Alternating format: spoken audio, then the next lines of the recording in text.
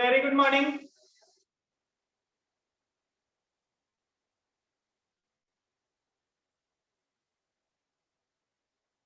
Very good morning Priyanka, good morning. Good morning Neha.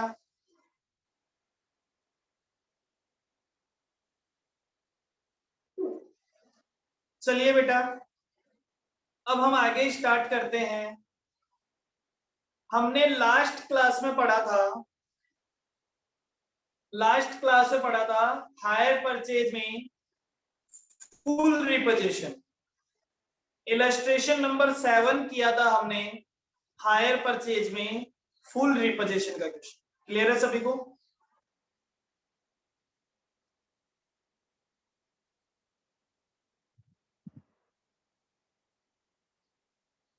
अब illustration number 8 करते हैं। इलस्ट्रेशन नंबर 8 है partial reposition. Exactly same question है जो क्वेश्चन नंबर 7 है और क्वेश्चन नंबर 8 है। दोनों सेम क्वेश्चन है, केवल दोनों क्वेश्चन में इतना ही डिफरेंस है कि एक क्वेश्चन में फुल रिपोजिशन है और एक क्वेश्चन में पार्शियल रिपोजिशन। इसके अलावा दोनों क्वेश्चन में और कोई भी डिफरेंस नहीं है। चलिए तो हम स्टार्ट करते हैं क्वेश्चन नंबर 8 को करना। फटाफट से पढ़ते हैं क्वेश्चन नंबर 8। सभी लोग निकाल सकते हैं क्वेश्चन नंबर 8।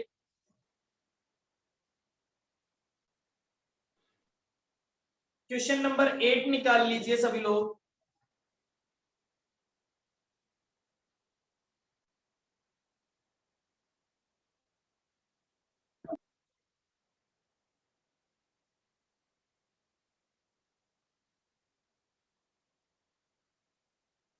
देखिए क्या कहते हैं।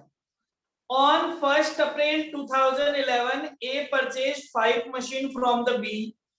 Payment was to be made 20% down and the balance in 4 annual installment of rupees 2,80,000, 2,60,000, 2,40,000 and 2,20,000 commencing from 31st December 2011. The vendor charged interest at the rate 10% per annum. A writes of depreciation at the rate 20% per annum on the original cost. ठीक है। On A's failure to pay the installment due on 31st December 2012, after negotiation on 1st January 2013, B agreed to leave 2 machines. B 2 machine छोड़ गया with A, adjusting the value of other 3 machines against the amount due. तो उसने कहा कि साहब जितना पैसा बाकी है उसमें से 2 मशीन छोड़ के जा रहा हूं और बाकी 3 मशीन लेके चले जाएंगे और उन 3 मशीन लेके जाने से उनकी जो भी वैल्यू होगी उस वैल्यू को जितना अमाउंट ड्यू है उसमें एडजस्ट कर दिया जाएगा। द मशीन बीइंग वैल्यूड, अब जो मशीन लेके जा रहे हैं उनको वैल्यू कैसे कर रहे हैं? 40% पर एनम डेप्रिसिएशन पे on WDV basis. After charging 6,000 उसने तीनों मशीन को बेच दिया 70,000, 70,000 एंड 70,000। आपको क्या बनाने हैं? आपको रेलिवेंट अकाउंट्स बनाने हैं। चलिए साहब फटाफट देखते हैं कैसे बनाए जाएंगे।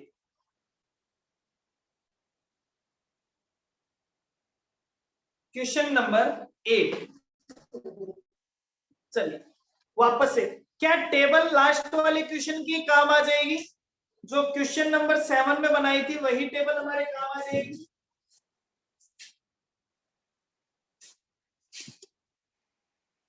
Yes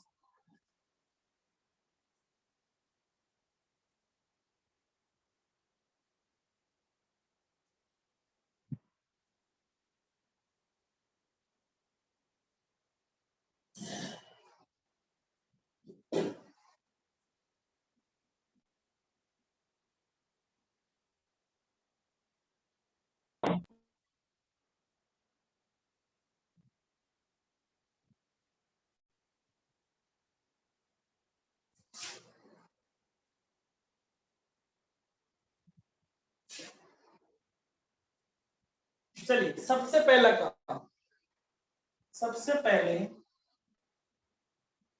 books of hire purchaser, that is a, partial reposition,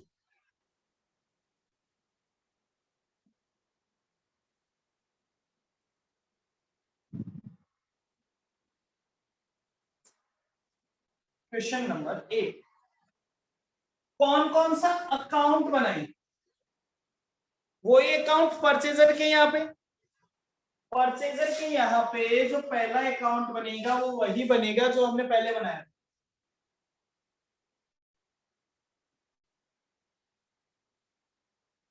date,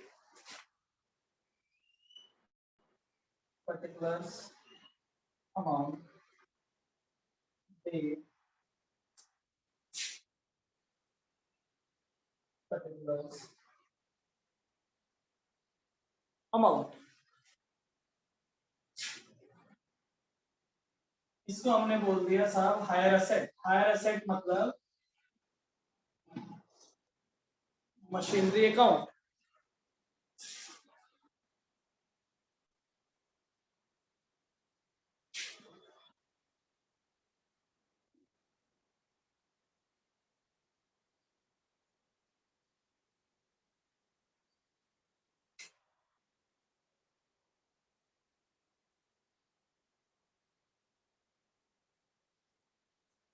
ये लीजिए,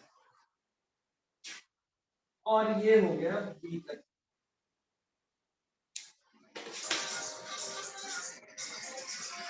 एक सेकेंड, हेलो,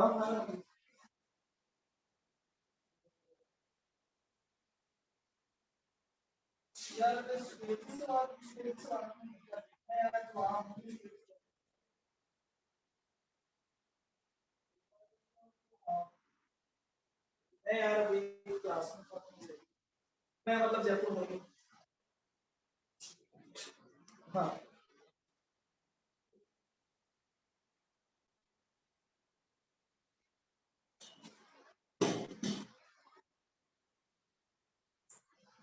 चलिए,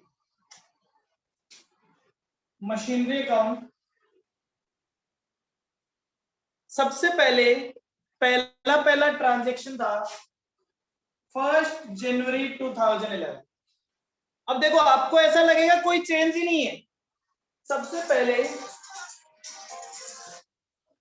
पहले हमने क्या किया होगा, सबसे पहले machinery account debit to B. कितने रुपए की मशीनरी परचेज की थी? 10 लाख रुपीस की। तो बी में लिख दिया 1 जनवरी 2011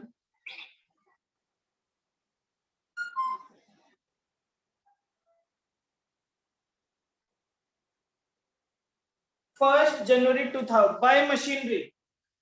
मशीनरी अकाउंट में लिख दिया साहब 10 lakh rupees. Entry number 2, entry number 2 by down payment की एंट्री, कैश डाउन पेमेंट की एंट्री। बी को पेमेंट करना है तो B account debit to cash 1 जनवरी 2011 डाउन पेमेंट। डाउन पेमेंट का अमाउंट था 2 लाख रुपीस। एंट्री नंबर 3 बताइए, एंट्री नंबर 3 किस चीज की होगी? एंट्री नंबर 3 किस चीज की होगी? इंटरेस्ट ड्यू करने की। तो बाय इंटरेस्ट, इसके लिए इंटरेस्ट एक्सपेंस है, इंटरेस्ट अकाउंट कितने रुपए से? 80,000। कब होगी? 31 दिसंबर 2011। इंस्टॉलमेंट का पेमेंट कर देंगे by cash. First installment 2,80,000। Entry number 5 depreciation.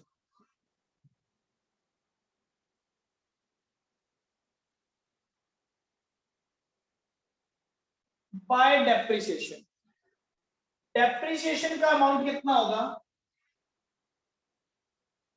20%, 2 lakh. Entry number 6, depreciation और इंटरेस्ट को P&L अकाउंट में ट्रांसफर करना। 31 दिसंबर 2011 ये आ जाएगा बाय बैलेंस कैरिड डाउन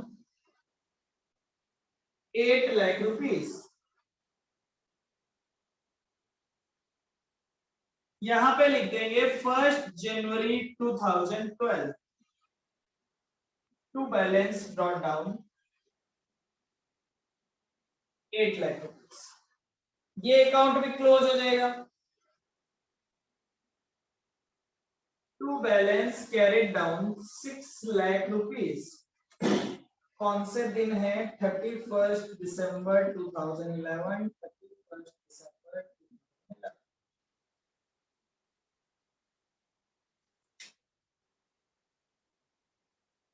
यहां पे आ जाएगा by balance brought down 6 lakh rupees 1 जनवरी 2012।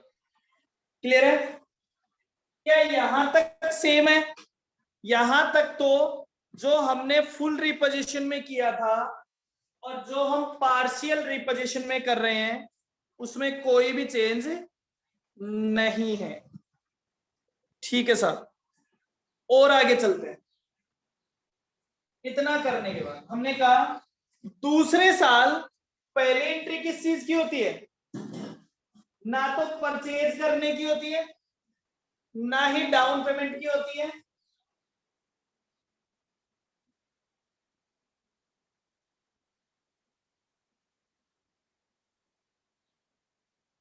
Bye interest. बाय इंटरेस्ट कितने रुपए की एंट्री होगी? दूसरे साल का इंटरेस्ट हो गया साहब, दूसरे साल का इंटरेस्ट हो गया 60,000।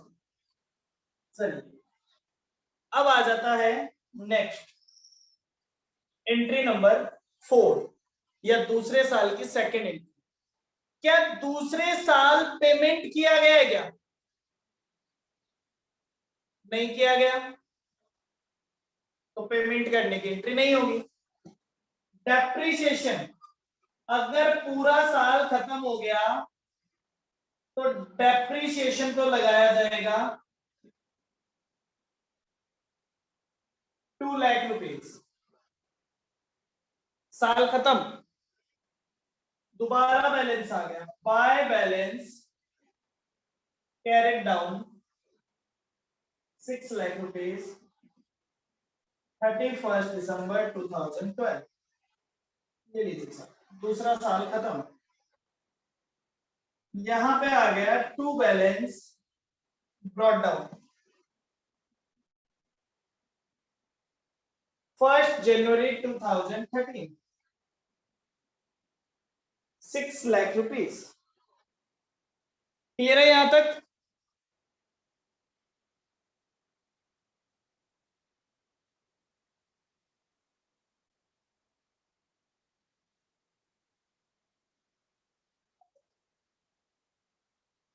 हाँ जी, और आगे चलते हैं, इसको भी क्लोज कर देते हैं। To balance carried down 6,60,000 account close.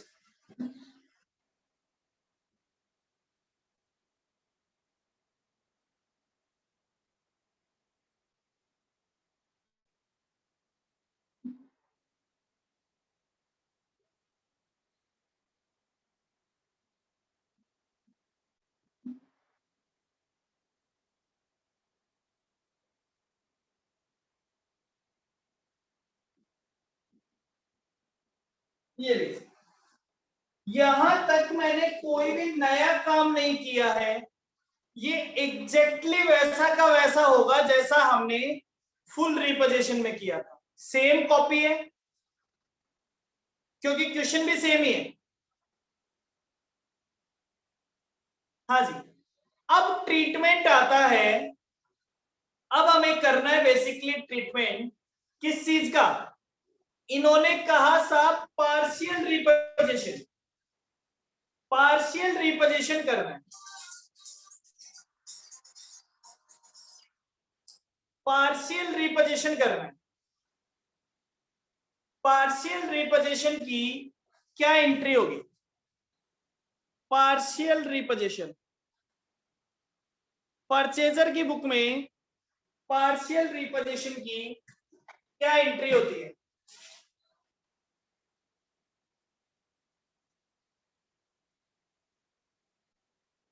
Higher vendor account debit मतलब B account debit to hire asset machinery account to hire asset. अब लिखना है साहब वैल्यू, इनकी वैल्यू कैसे लिखें, तो एक बार बताओ बी के अकाउंट में क्या आता है, बी के अकाउंट में कौन सी अमाउंट आती है,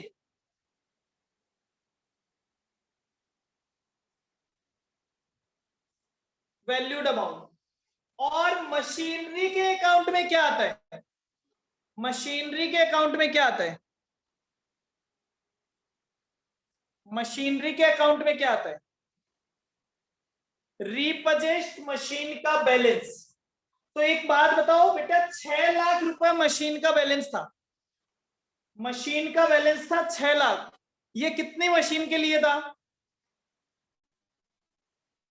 6 लाख का जो बैलेंस था वो कितनी मशीन के लिए था,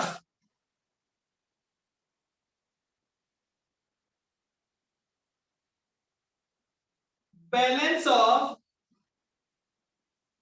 machine रिपजेस्ड।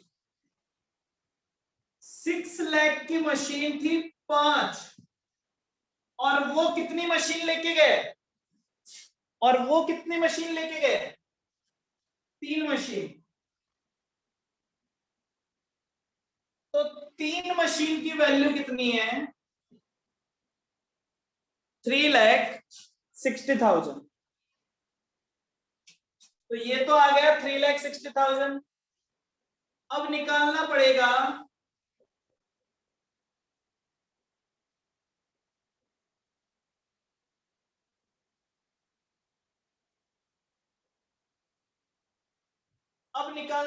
Valued amount, valued amount कितना है, वैल्यूड अमाउंट बताइए। चलिए अभी निकालते हैं। कॉस्ट, बेटा कितनी मशीन रिपजेस की है, कितनी मशीन का रिपोजिशन किया है,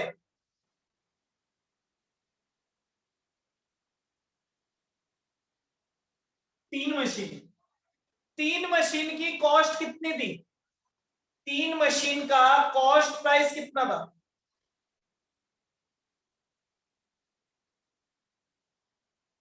इन 3 मशीन का कॉस्ट प्राइस, 3 मशीन का कॉस्ट प्राइस था 6 lakh minus depreciation for 2011 at the rate 40%। 3 machine की वैल्यू थी 6 लाख रुपए, उस पे 2011 का डेप्रीशिएशन 40% की रेट से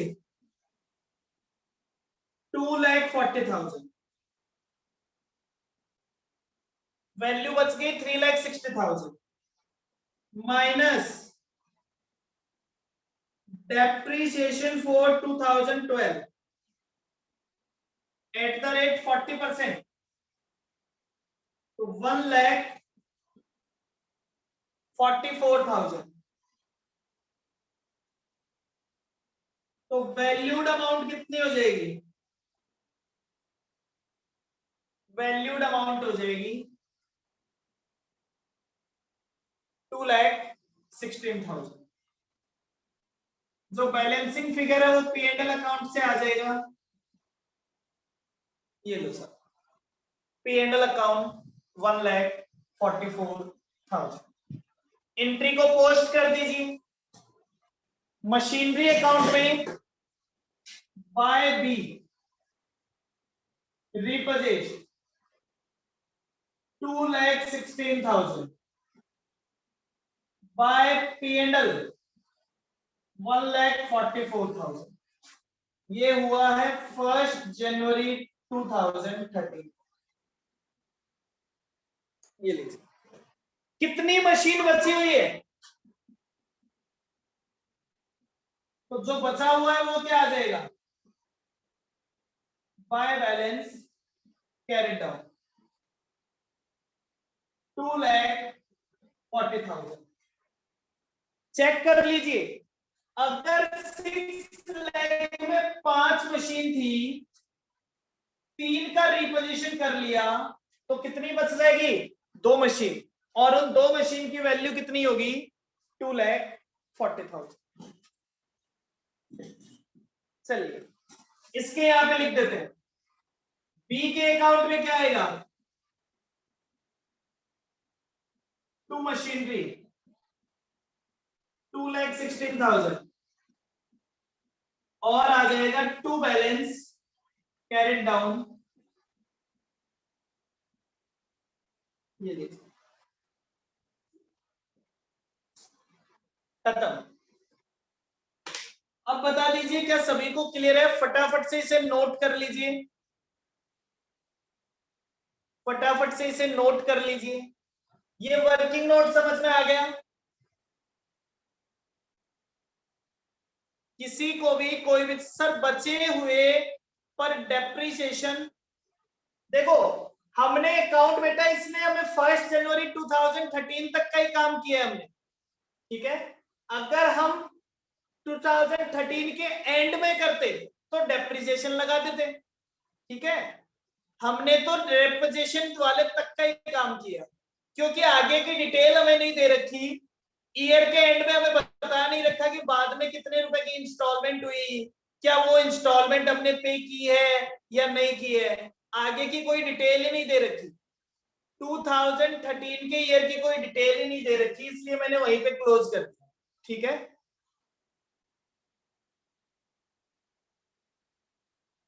31 दिसंबर 2012 तक का लगा रखा है, और 1 जनवरी को हमने अकाउंट क्लोज कर दिया। अब आगे जैसा भी हुआ होगा वैसा लगाएंगे। क्लियर है? किसी को कोई दिक्कत?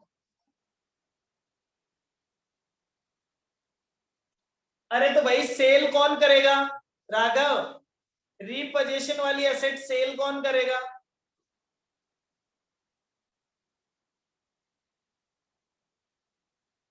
बी का बैलेंस समझ में नहीं आया? देखो बेटा बी कितने रुपए मांगता था राघव? अगर वेंडर सेल करेगा तो एंट्री कौन करेगा? वेंडर करेगा। प्रेरणा, प्रेरणा समझना, बी आपके कितने पैसे मांगता था? प्रेरणा ये बताओ बी कितने पैसे मांगता था? बी का बैलेंस 6,60,000। वो आपसे 3 मशीन लेके चला गया, 3 मशीन लेके चला गया, और जाते जाते आपसे नेगोशिएशन करके गया है कि जो 3 मशीन में लेके जा रहा हूं उनकी वैल्यू 2,16,000 है। समझ गए? जो 3 मशीन लेके गया है उन 3 मशीन की वैल्यू है 2,16,000।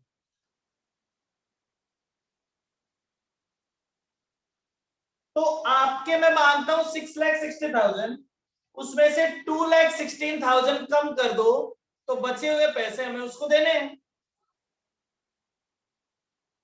यहां पे असेट छोड़ के जाने की रिक्वेस्ट कौन कर रहा होगा?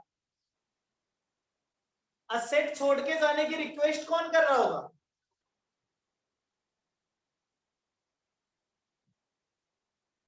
परचेजर। तो जो रिक्वेस्ट करता है हमेशा नुकसान किसको होता है?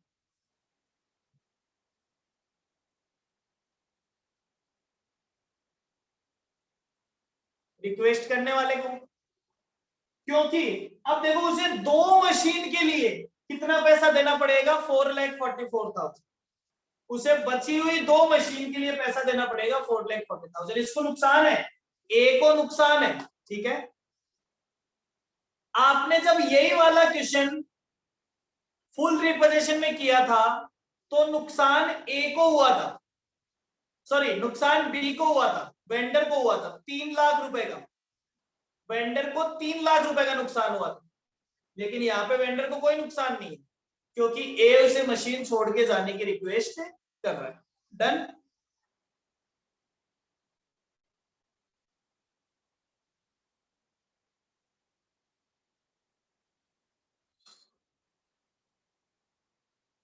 प्रेरणा,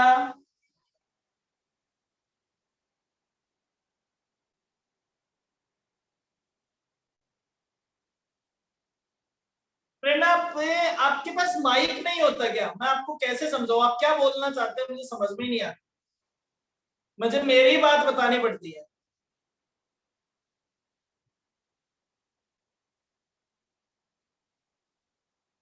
आप बोल के बताइए, किसी को स्क्रीन दिखनी बंद होती है होने दीजिए, बोल के बताइए। सर हमने एनपीपी अकाउंट डेबिट 2,16,000 से की थी और 2 मशीनरी 3,60,000 से की थी, तो सर बी के अकाउंट में 2 मशीनरी 3,60,000 आएगा ना? मशीनरी अकाउंट में 2 मशीनरी कैसे आएगा? मशीनरी अकाउंट में 2 मशीनरी कैसे आएगा, एक बात बताओ। सर बी के मशीनरी अकाउंट आपने किसके अकाउंट में लिख रहे हो? आप बी के अकाउंट में लिख रहे हो तो बी के अकाउंट में लिखोगे 2,16,000 मशीनरी का, और पीएनएल अकाउंट में लिखोगे 144,000।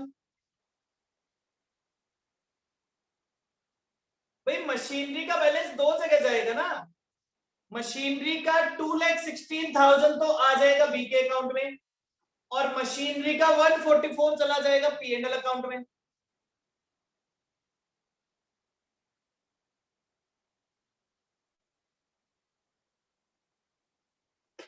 चलिए क्लियर है?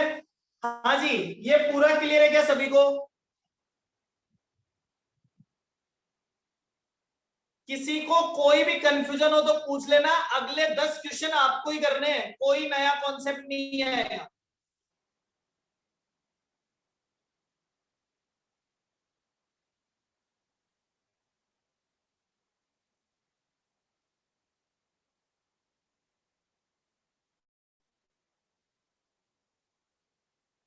चलिए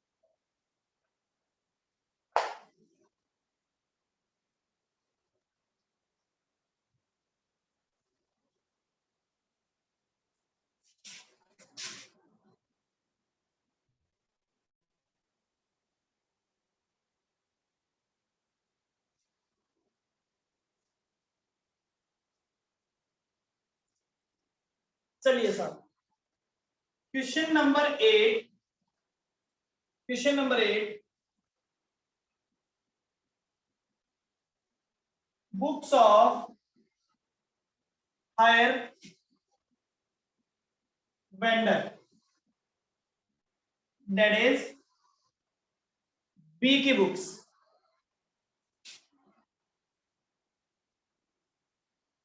बी की बुक्स पार्शियल रिपोजिशन,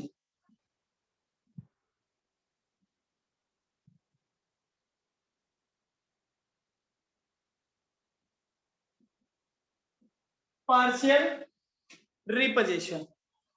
और पार्शियल रिपोजिशन का मतलब हमें बी की बुक में कौन सा अकाउंट बनाना है?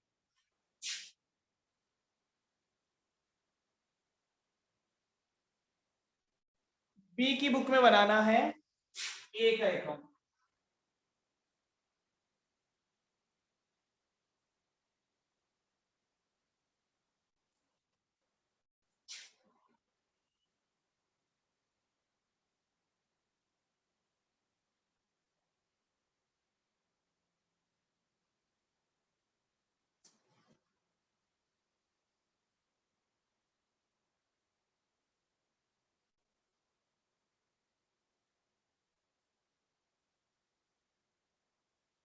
ये लीजिए सर,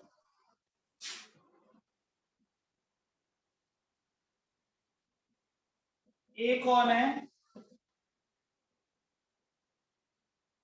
हायर परचेजर। चलिए, सबसे पहली एंट्री, ये ए को सेल करता है तो A account debit to hire sales 1 जनवरी 2011। कितने रुपए की सेल करता है? 10 लाख रुपए की।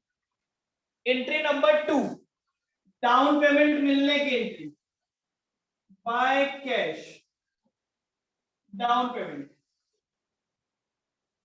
2 लाख रुपीज।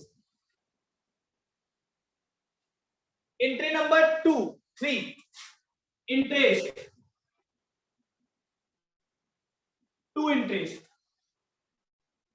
31 दिसंबर 2011, पहली installment. Entry number 4, first installment receive होने की, by cash first installment 2,80,000। Entry number 5 होता है सेल्स को ट्रेडिंग में ट्रांसफर करने का। एंट्री नंबर 6 होता है इंटरेस्ट को P&L में ट्रांसफर करने का, और अकाउंट को क्लोज कर दिया जाता है by balance carried down 6 lakh. ये हो गया 31 दिसंबर 2011। टू बैलेंस ब्रॉट डाउन 1 जनवरी 2012, अमाउंट हो गया 6 लाख रुपीस। दूसरे साल दोबारा इंटरेस्ट लगाया गया 60,000। क्या दूसरे साल की इंस्टॉलमेंट रिसीव हुई है क्या? नहीं हुई।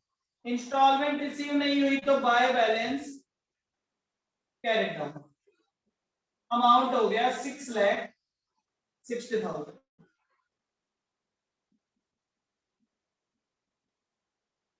ये आ गया 1 जनवरी 2013, टू बैलेंस ब्रॉट डाउन 6,60,000। यहां तक सभी को क्लियर है?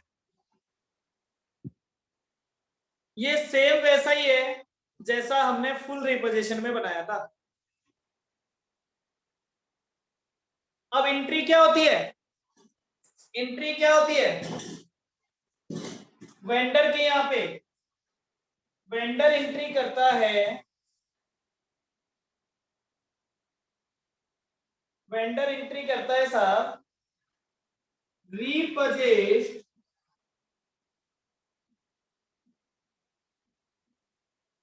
Goods account debit to hire purchaser, और हायर परचेजर है ए। वैल्यूड अमाउंट हमने निकाल रखा था, इस बार वैल्यूड अमाउंट हमने पहले ही निकाल लिया था 2,16,000, तो ए के अकाउंट में आ जाएगा।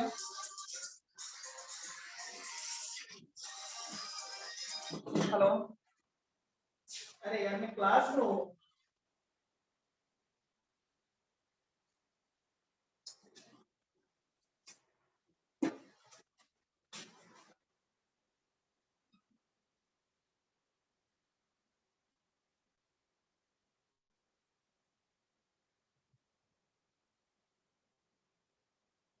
टू लैख 16,000 बस। तो यहां पे इसका बैलेंस आ जाएगा by balance carried down 4,44,000।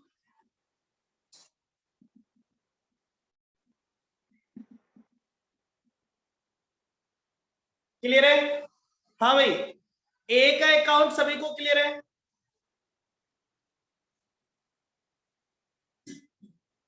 Yes sir. चलिए, इसके बाद ए के यहां पे एक अकाउंट और बनाते हैं,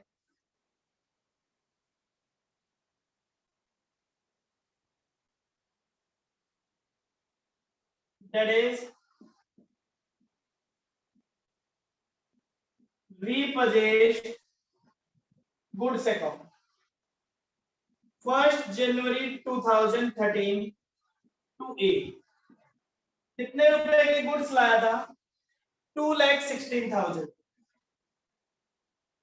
टू कैश, उसने रिपेयर करवा लिया।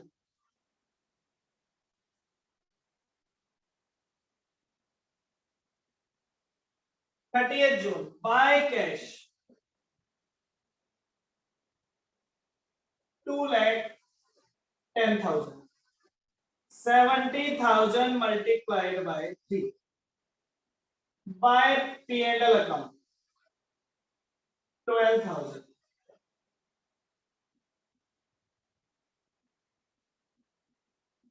ये लीजिए सर, क्लियर है सभी को?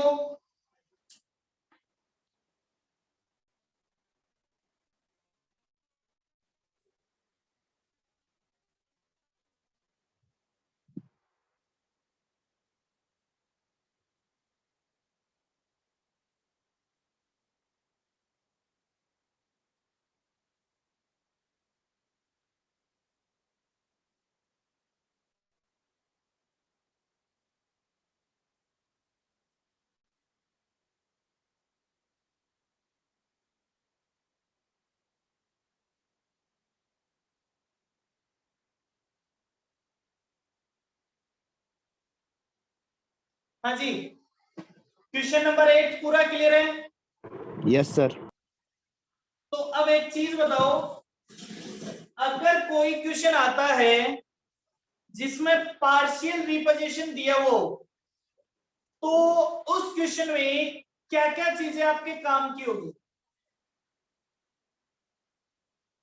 कहां कहां पे आपको काम करना पड़ेगा, मेहनत कहां कहां पे करनी पड़ेगी?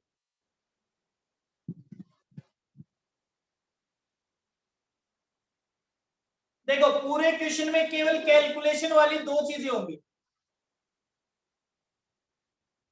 पूरे क्वेश्चन में कैलकुलेशन वाली दो चीजें होगी, एक तो होगा टेबल बनाना और एक वैल्यूड अमाउंट कैलकुलेट करना।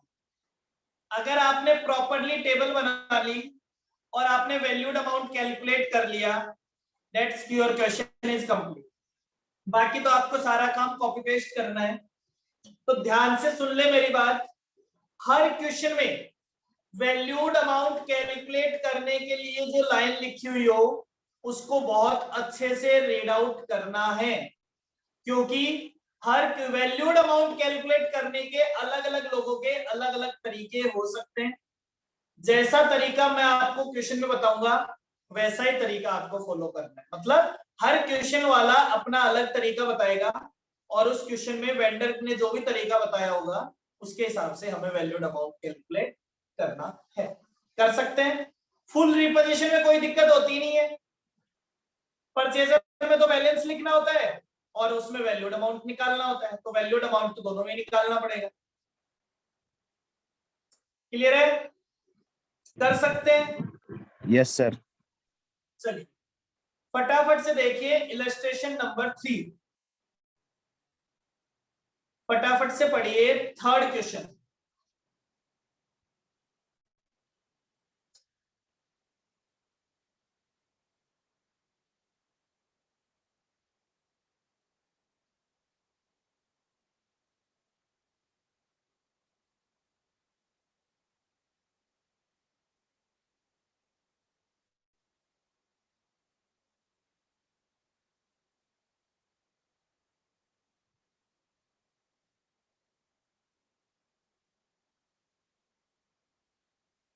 थर्ड क्वेश्चन देखिए आपको क्या कहता है। टेबल बनानी है एक बहुत छोटी सी।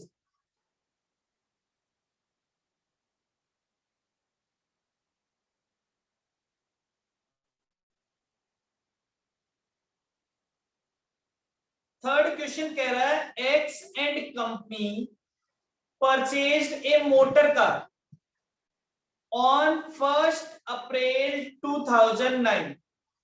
एक्स एंड कंपनी ने एक मोटर कार परचेज की है 1 अप्रैल 2009 को ऑन हायर परचेज। कौन से सिस्टम पे परचेज की है? हायर परचेज की। पेइंग ₹60,000 एज कैश डाउन, मतलब डाउन पेमेंट कितना दिया है? डाउन पेमेंट दिया है 60,000 और बैलेंस पैसा देना है 4 इक्वल इंस्टॉलमेंट, मतलब 4 एनुअल इंस्टॉलमेंट। कितने कितने रुपए की है? 55,000, 50,000, 45,000 एंड 40,000। ईच इंस्टॉलमेंट, देखो सबसे काम की चीज आ रही है, each installment comprising equal amount of cash price. हर इंस्टॉलमेंट में कैश प्राइस का अमाउंट सेम है, मतलब चाहे वो इंस्टॉलमेंट नंबर 1 हो, चाहे 2 हो, चाहे 3 हो, चाहे 4 हो, कैश का अमाउंट सब में, कैश प्राइस का अमाउंट सब में same. You are required to calculate total cash price and amount of interest in each instalment. मुझे बताइए कौन सी टेबल बनेगी? कौन सी टेबल बनेगी?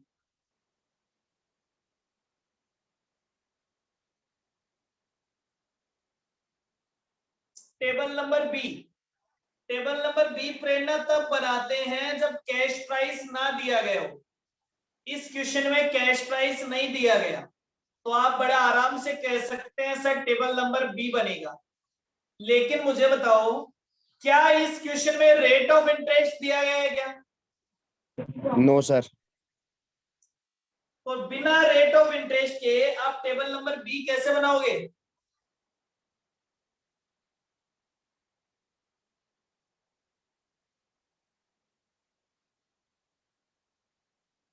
ठीक है, आपको एक हिंट मिला है कि हर इंस्टॉलमेंट का कैश प्राइस सेम है, उसका टाइम गैप भी सेम है, कैश प्राइस भी सेम है, टाइम गैप भी सेम है। इसका मतलब क्या हम टेबल नंबर 3 लगा सकते हैं?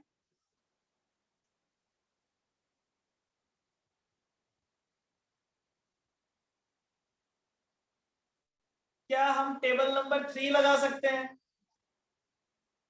लेकिन प्रॉब्लम यह है कि जब टेबल नंबर 3 लगाते हैं तो हमें टोटल इंटरेस्ट निकालना पड़ता है, और टोटल इंटरेस्ट तब निकलेगा जब आपके पास कैश प्राइस हो, जब आपके पास कैश प्राइस हो।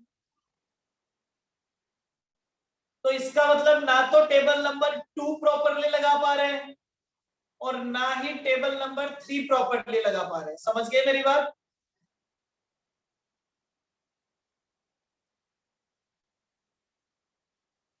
ना तो पूरा टेबल नंबर 2 लगा पा रहे हैं और ना ही टेबल नंबर 3 लगा पा रहे हैं।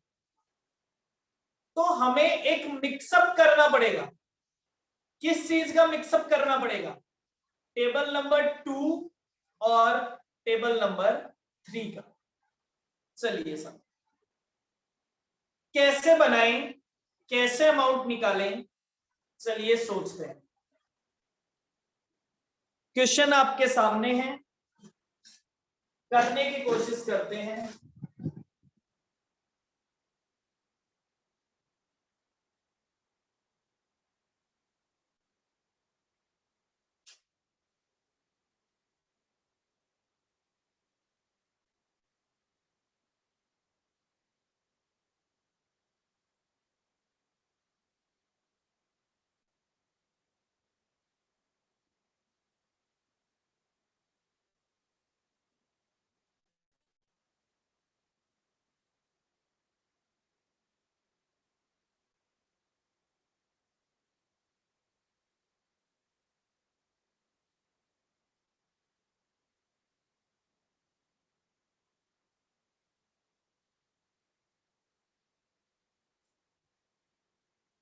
चलिए सर, एक बात बताओ, मैं कहता हूं let us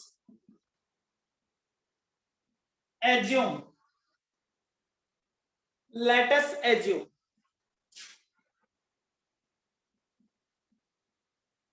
interest is equals to I। Interest को हम क्या मान लेते हैं, I से डिनोट करते हैं, और कैश प्राइस को हम डिनोट करते हैं मान लीजिए X से। ठीक है, तो मैंने कहा amount of installment,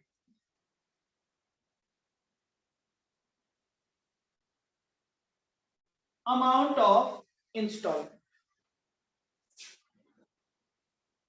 solution number 3, sorry amount of installment से पहले लिखिए since rate of interest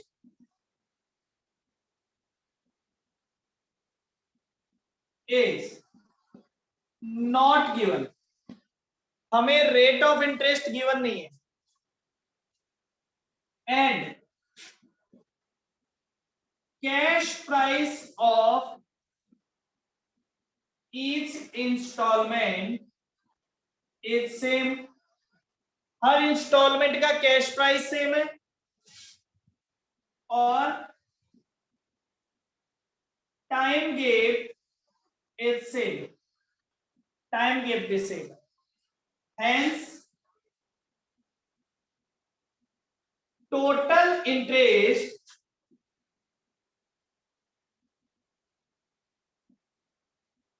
will be divided in the reverse ratio of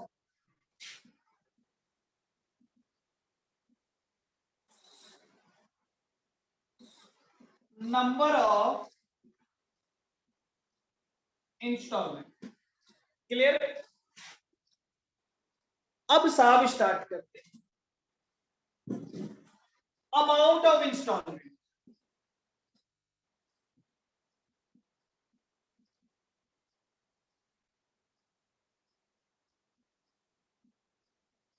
एक बात बताइए बेटा, फर्स्ट इंस्टॉलमेंट में क्या क्या होगा, फर्स्ट इंस्टॉलमेंट में क्या क्या होगा,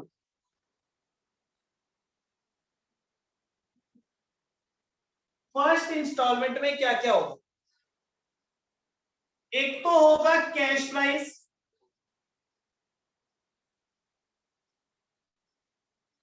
प्लस इंटरेस्ट। एक बात बताओ, फर्स्ट इंस्टॉलमेंट में कितना इंटरेस्ट होगा, क्या मैं ऐसा कह सकता हूं कि फर्स्ट इंस्टॉलमेंट में फर्स्ट, सेकंड, थर्ड और फोर्थ चारों के कैश प्राइस का इंटरेस्ट होगा?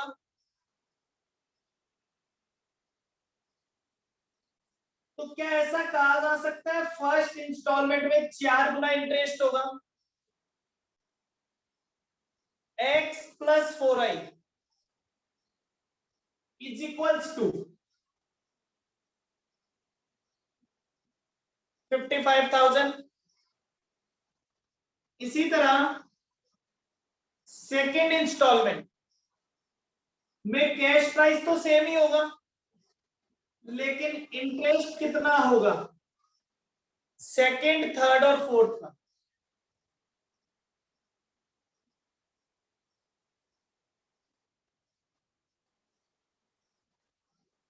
x प्लस 2i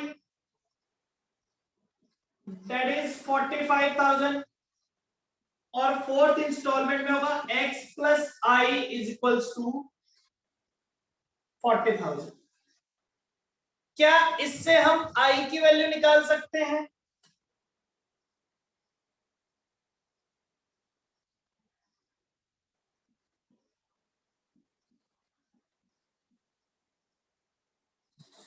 किसी भी एक में से दूसरी को लेस कर दीजिए, तो x plus 4i is equals to 55,000, minus x plus 3i is equals to 50,000।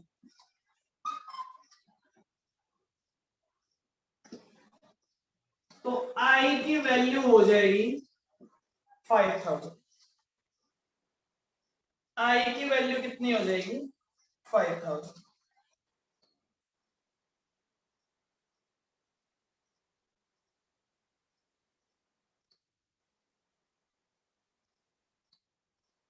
ये लीजिए, अब निकाल दीजिए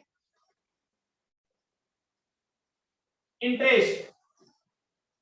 इंटरेस्ट कितना 5,000 multiplied by 4 20,000। 5,000 multiplied by 3 15,000। 5,000 multiplied by 2 10,000। 5,000 multiplied by 1 that is 5,000।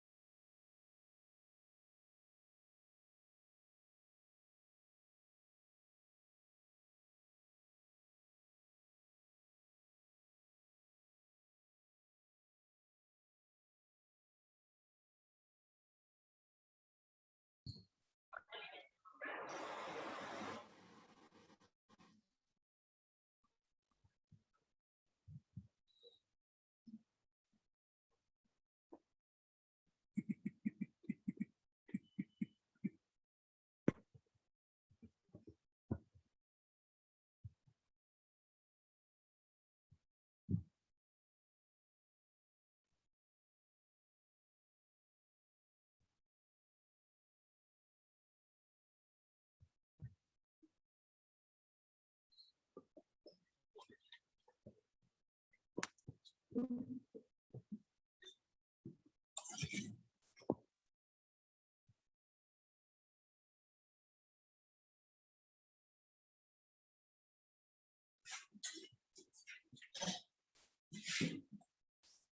Ji, interest आ गया।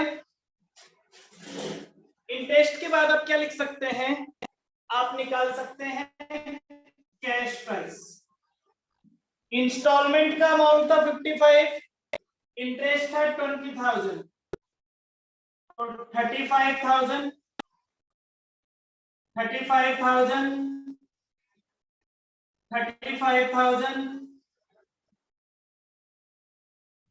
और 35,000।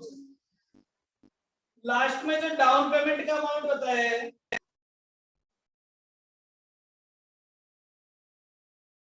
60,000।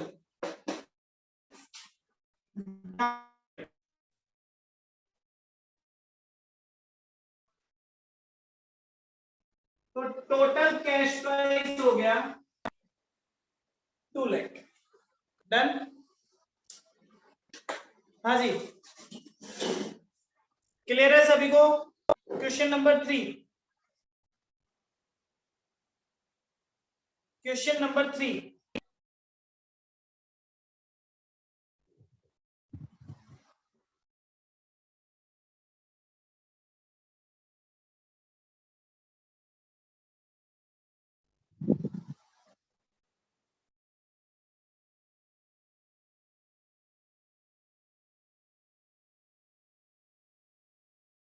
क्वेश्चन नंबर 4 पढ़िए बेटा।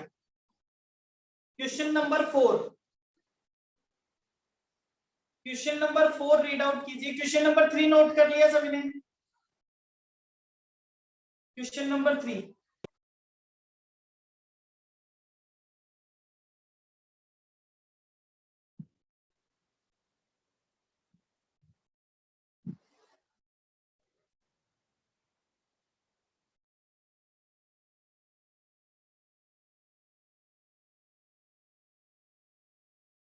Question number 3, question number 4, question number 4 आपको कहता है ऑन 1 जनवरी 2010। क्वेश्चन नंबर 4 आपको कहता है on 1 January 2010 X purchase a plant। On 1 January 2010 X purchase a plant from Y on hire purchase system। ठीक है, hire purchase rate was settled at 60,000। इसमें से हायर परचेज प्राइस कितना था? Hire purchase price था 60,000। ठीक है, पेबल एज, उसका पेमेंट कैसे करना है? 15,000 तो उसी दिन 1 जनवरी 2010, मतलब 15,000 क्या है? 15,000 down payment, and ₹15,000 at the end of 3 successive year, और बचे हुए 15,000 अगले 3 साल में पे करने। ठीक है, बचे हुए 15,000 रुपीज अगले 3 साल में पेमेंट करना है विद इंटरेस्ट। इंटरेस्ट रेट है 5% पर एनम। जो इंटरेस्ट रेट है, इंटरेस्ट रेट है 5% पर एनम। ओके, ये कहता है the asset was depreciated in the books of purchaser 10% on reducing balance. ठीक है, कोई दिक्कत नहीं है। Given the present value of annuity ₹1 per annum at the rate 5% interest is ₹2.7232। ठीक है साहब, प्रेजेंट वैल्यू आपने निकाली है। प्रेजेंट वैल्यू आप सबको अच्छे से निकालना आता है।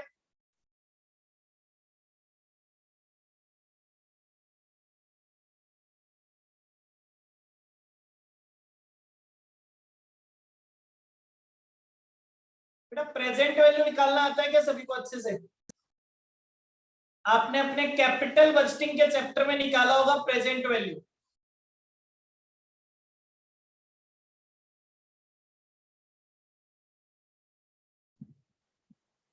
चलिए अब इसका सॉल्यूशन कैसे करना है, ध्यान से समझिएगा मेरे साथ। कई बार ऐसा क्वेश्चन 2 मार्क्स में पूछ लिया जाता है या कई बार एमसीक्यू में पूछ लिया जाता है कि साहब कैश प्राइस बताइए।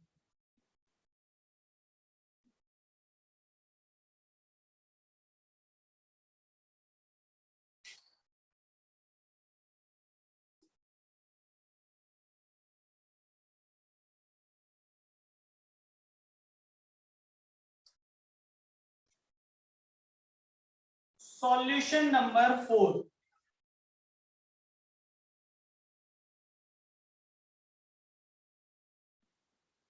Calculation of cash price bye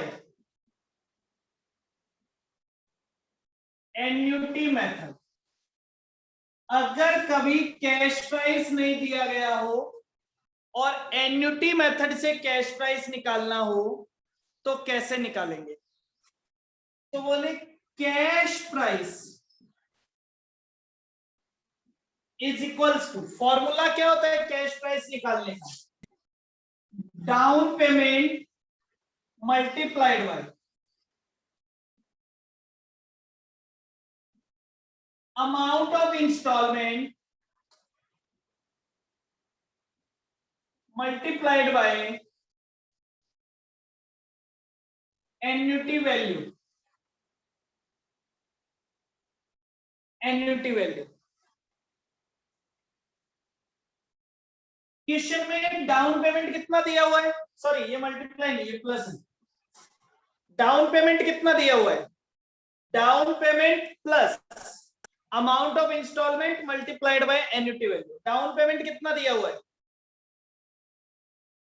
15,000 plus amount of instalment कितना है?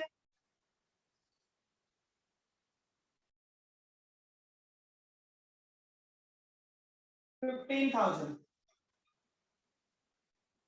Annuity value 2.7232। एन्युटी वैल्यू है 2.7232। This is your answer. कितना हो गया?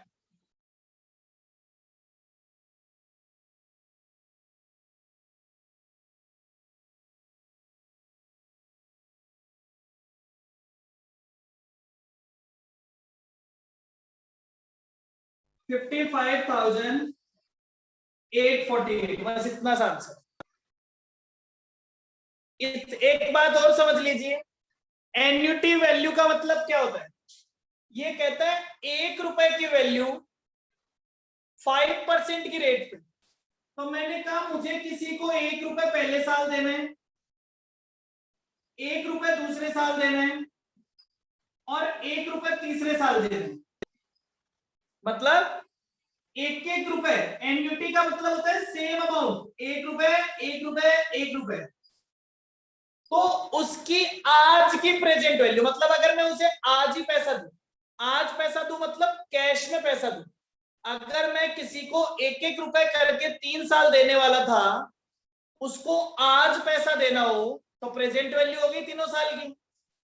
तो उसको अब हमने 15,000 क्यों लिखा? क्योंकि ये एन्युटी की बात कर रहे हैं। एन्युटी होगा मतलब तीनों साल अमाउंट कितना होगा? 15,000 15,000 15,000।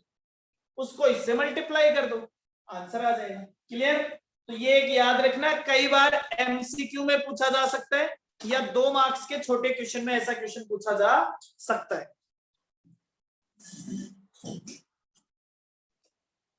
ओके,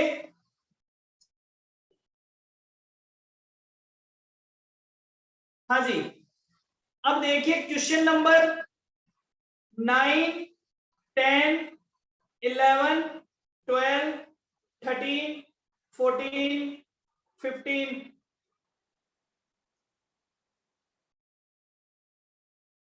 क्वेश्चन नंबर 15 तक आपको ट्राई करने हैं, ठीक है। क्वेश्चन नंबर 15 तक आपको ट्राई करने हैं। 15 तक करने के बाद 16, 17, 18 करेंगे, ठीक है। मेरा कोई कंट्रीब्यूशन नहीं है, आप ट्राई करेंगे। मैं आपको इन सारे क्वेश्चन के रिटर्न आंसर दे दूंगा अब परसों तक, तो अब से 2 दिन बाद, ठीक है। तब तक आप ट्राई करें। अगर किसी को किसी भी चीज में प्रॉब्लम आ जाए तो वो मुझे फोन करके पूछ सकता है इवनिंग में, ठीक है।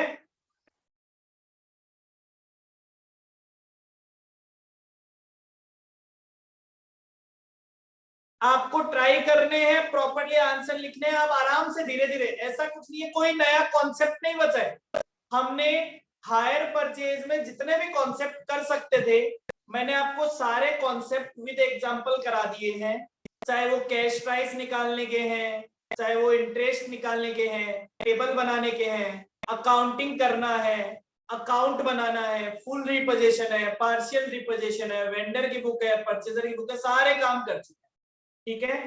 कोई नया कॉन्सेप्ट नहीं आने वाला, केवल अलग अलग तरीके से वैल्यूड अमाउंट निकालनी है। अब क्वेश्चन में केवल क्या चेंज हो सकता है, वैल्यूड अमाउंट निकालने का तरीका, वो जैसा क्वेश्चन में लिखा हुआ है। तो वो जितना आप प्रैक्टिस करेंगे तो फायदा है, क्योंकि कभी भी कोई भी तरीका लिखा हुआ आ सकता है। जैसा लिखा हुआ है उसको पढ़िए और पढ़ के उसको अप्लाई कीजिए, ठीक है। डन।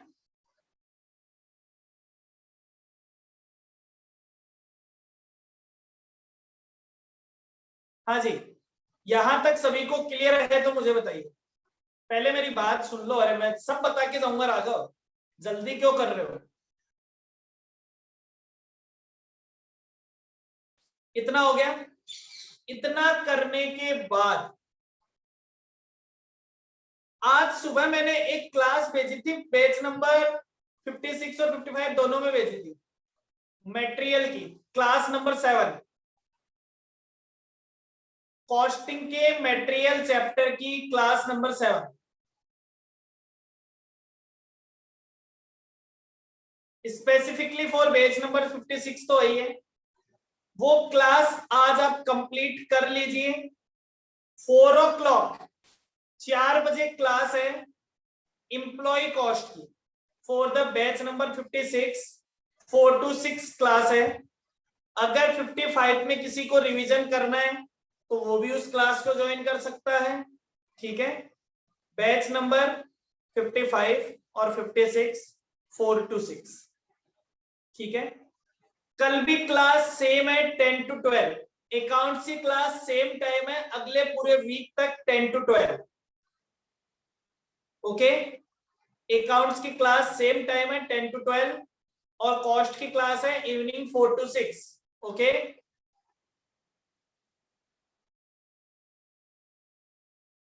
आज आपके लिए थोड़ा सा रिलैक्सेशन है वो कॉस्ट की क्लास की वजह से, ठीक है। अपना चैप्टर भी ये आपको ही प्रैक्टिस करना है। कल से अकाउंट्स में हम एक नया चैप्टर पढ़ेंगे, ठीक है। आप इसकी प्रैक्टिस, इसके क्वेश्चंस जरूर कीजिएगा। डन, क्लियर है सभी को। किसी को कोई कंफ्यूजन मेरी बात में।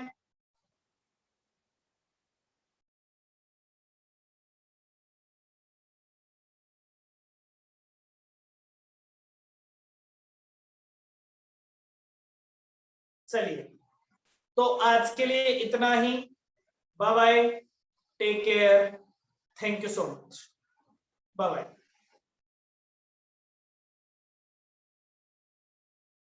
अभी कुछ नहीं कह सकते बेटा, अभी 1 सितंबर आए तब की बात 1 सितंबर से समझ में आएगी, ठीक है। 1 सितंबर को अभी क्या क्या चीजें अलाउड होती है, क्या क्या नहीं होती है, किस तरह से वो चीजें 1 सितंबर को ही समझ में आएगी। कोई 1 सितंबर ऐसा डेट नहीं है कि हाँ भाई अचानक से सब कुछ सही हो जाएगा।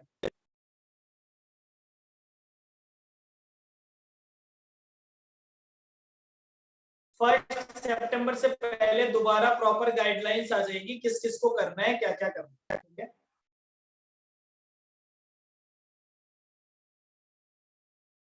ओके, अभी के लिए इतना ही। Bye bye, take care. Thank you so much.